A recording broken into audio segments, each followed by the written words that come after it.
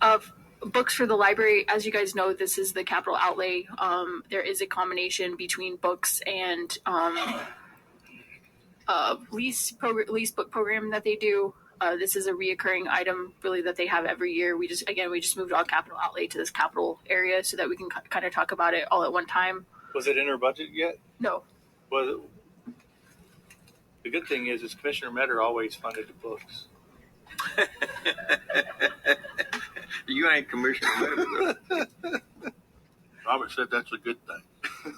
Bad thing. I'm going to kind of tell you guys how much they have for their allocation this year. Or do they have any leftover money in this year's budget? That's what I'm looking at. Okay. Yeah.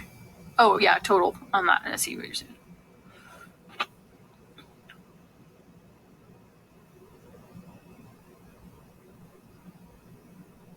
$14,000 in capital outlay books, so not too much left there. And that just shows you that last year we did do $347,000 in capital outlay books. Okay. Yeah. You think they finished reading all those yet? Well, I will say during the discussions with Assistant Director Sarah Booth, she did tell me that this year, as part of her budget request, she did lower the normal amount, expecting to use use more of the leasing the books, so that we don't own a bunch of these titles, and then from 2 years from now, nobody's reading those same books. That's a good idea. So I do know that that's part of it. I'll be honest with you guys, I don't know if you can get away with funding zero today.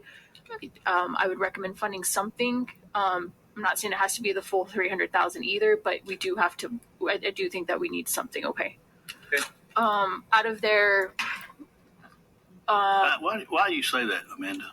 I say that because a library without new titles is not a library that, like, they have a lot of programs, especially when it comes to summer reading, and just the regular library patrons, they're looking for books that are like on the New York Times bestseller list and like on those lists that every kind of other people are reading. What they could have a whole year dedicated to just writers from the past, and we could just kind of have a whole program about that.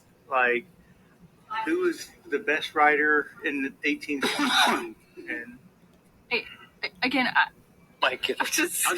you're asking me, and we had library systems in the cities all that I worked in, so I'm thinking of it as that kind of level. Again, you guys are the ones, you guys are the ones that tell us what to spend the money on, so I just kind of assist you in telling you. And we can kind of probably wait until we get a new director. We're about to go there. The new director may be an ebook person. What? When does a new director? Or they just want everything on ebook. Do we know one? We don't know who it is yet. Operating wise, this year, Commissioner, they have a little over 150,000 left in their operating budget right now. And I'm more than happy to say anything they didn't use out of last year's budget, they can roll over to next year and buy books with it. I'm happy with that too. Yeah, that's a good idea.